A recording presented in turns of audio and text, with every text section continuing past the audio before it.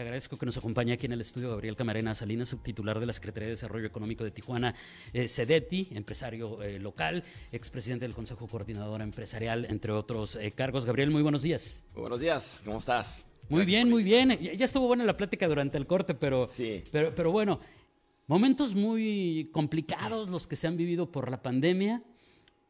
Justamente también, obviamente todos estamos, creo que coincidiríamos, Gabriel, en que el tema número uno debe de ser la salud.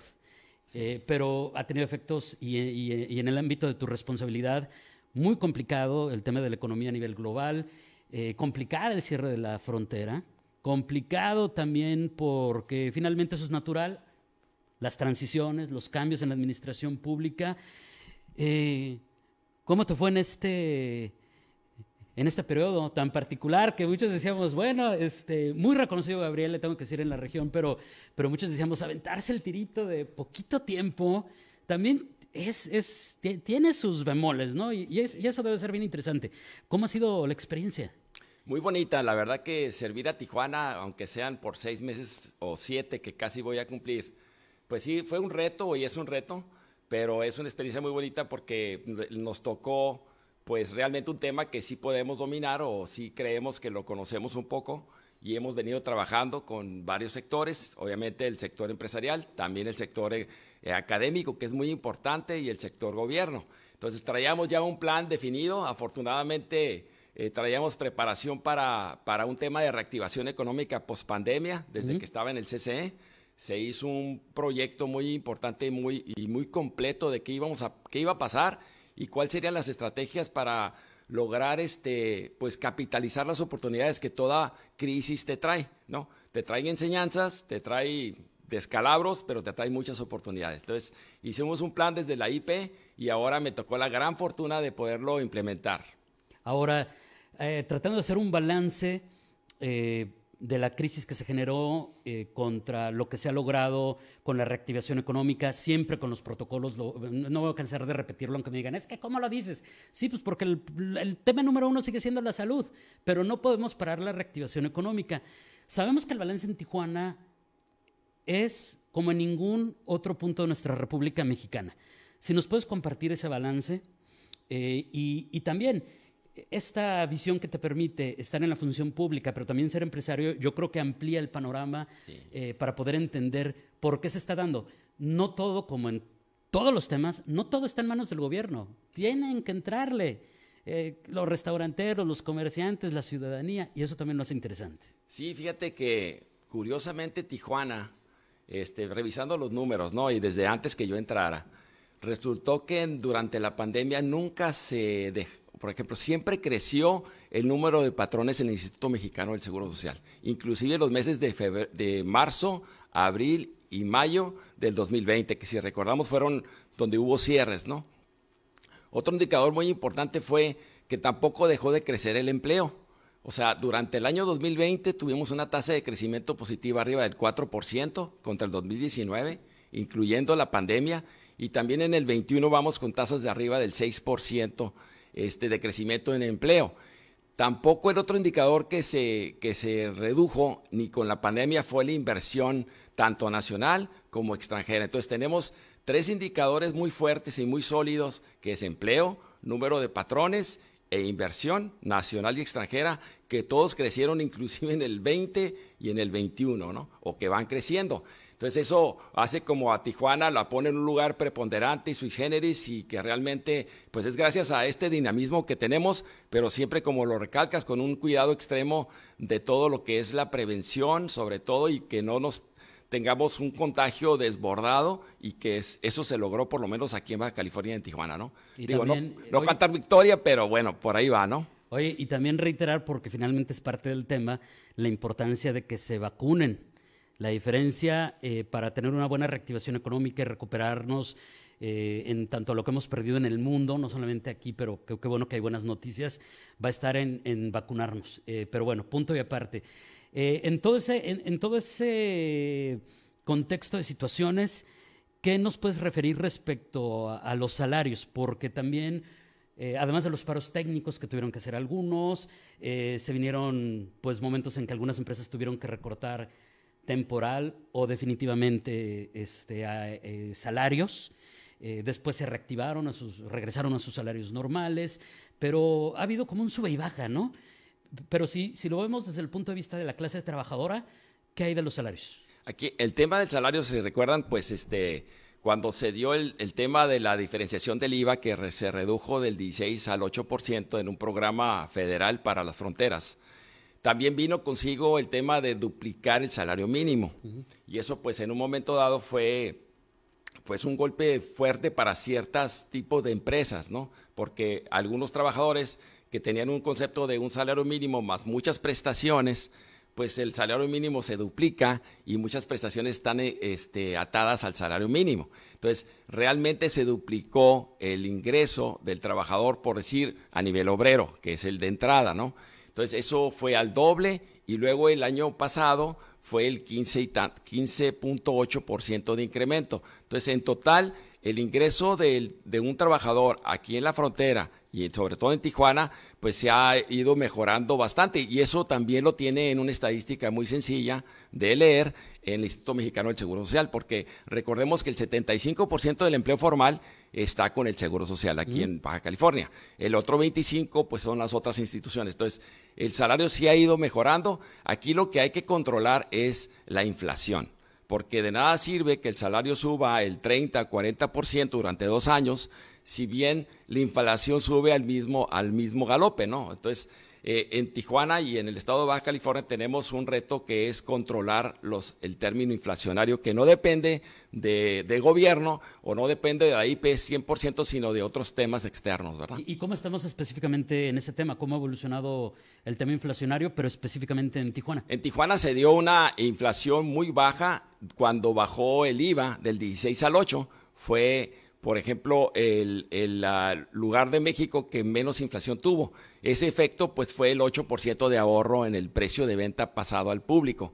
Pero sin embargo, pues ya ese 8% fue absorbido y ahora Tijuana vuelve a posicionarse y Baja California como uno de los estados con mayor inflación a nivel nacional. Estoy hablando ya del 2021. Entonces traemos una inflación, por decir, arriba del 6% analizada y bueno, y ese es el dato preocupante.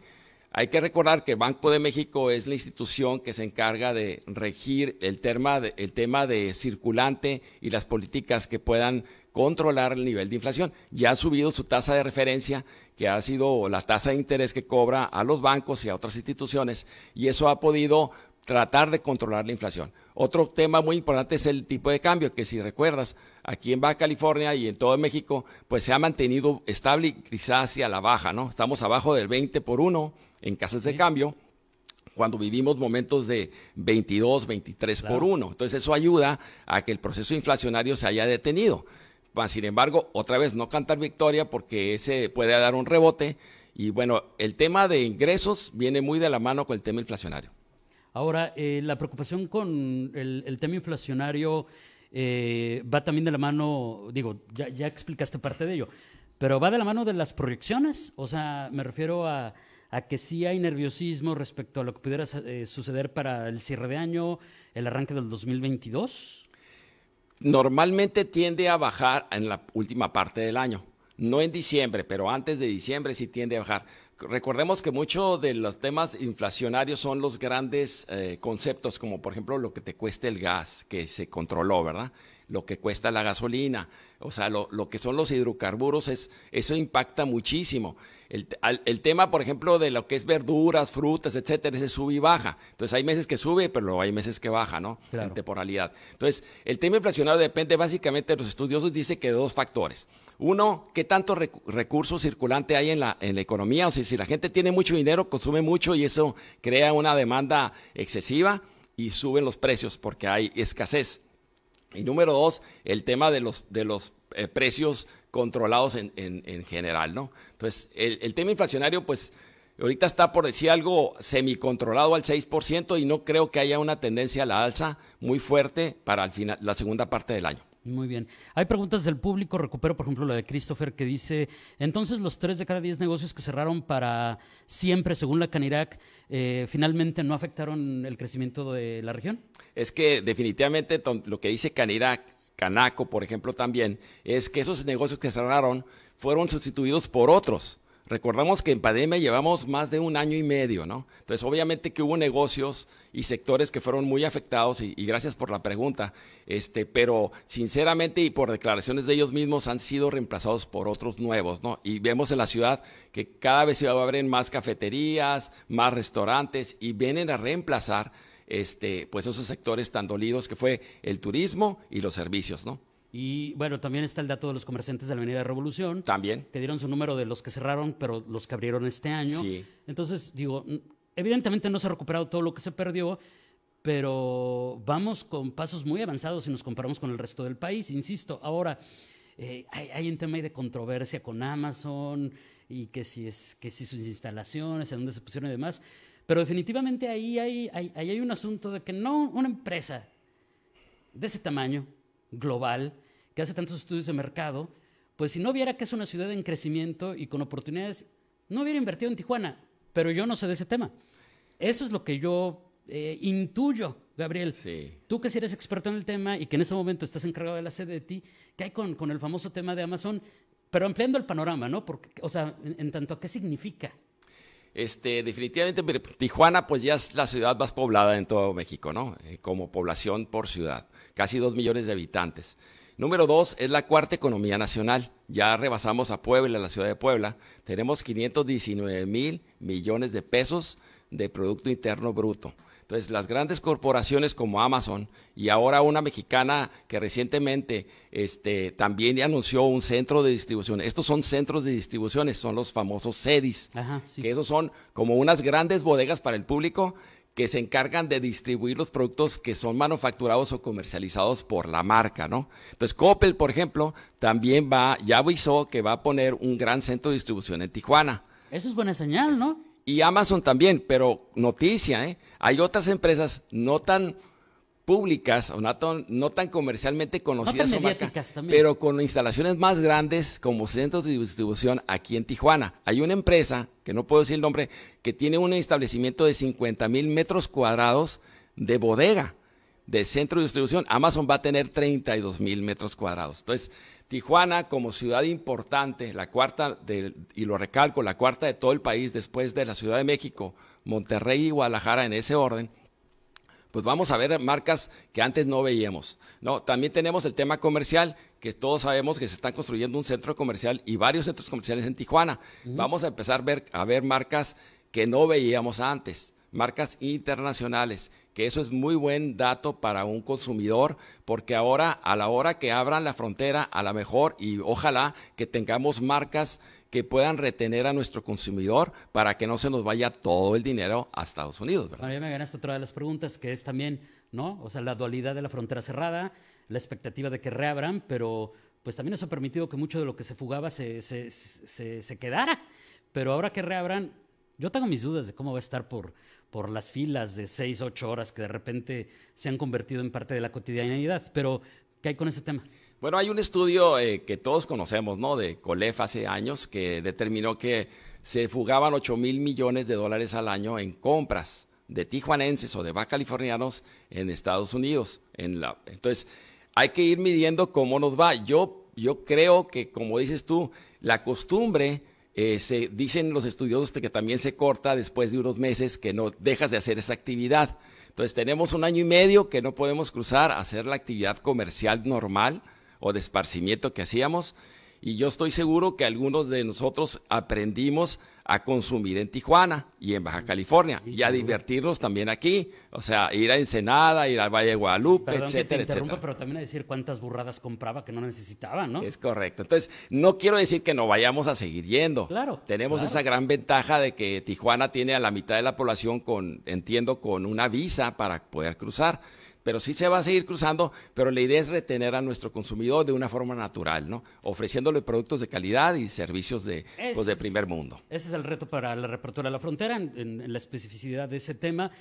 Vamos, porque ya nos queda un minutito, Sí. minutito y medio. Cierra la administración, hay que entregar la dependencia. ¿Ya tocaron labores de transición en CDT? Sí, ya tenemos un mes en transición. Es una transición bastante buena en la Secretaría, y en las otras secretarías veo bastante entendimiento, buena cooperación. Qué bueno.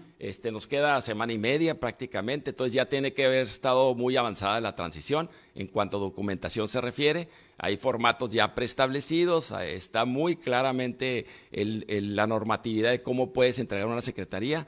Hay secretarías que tienen mucha complejidad por su tamaño, pero bueno, CEDETI, que es mi responsabilidad, veo que va a ser un cambio bastante terso. Ojalá que así sea por el beneficio de la ciudadanía y que puedan afrontar todos esos retos. Gabriel, muchísimas gracias. ¿Algo para cerrar? ¿Algún mensaje final? Sí, yo creo que destacar un poquito lo que tratamos al final de hacer, que fue remozamiento y acondicionamiento de nuestras áreas, sobre todo lo que es el turismo. Por ejemplo, Playa de Tijuana tiene mucha posibilidad y potencial turístico y también de esparcimiento propio.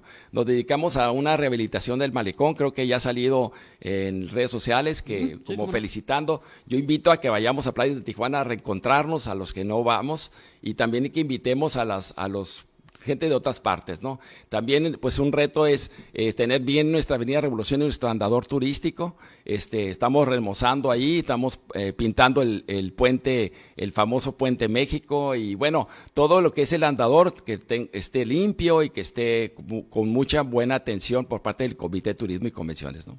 Bueno, pues evidentemente no podemos hablar de todos los temas que ameritarían una plática de esta naturaleza, pero pues le daremos seguimiento conforme sea posible. No. La próxima semana ya entregan la dependencia. Sí, ya.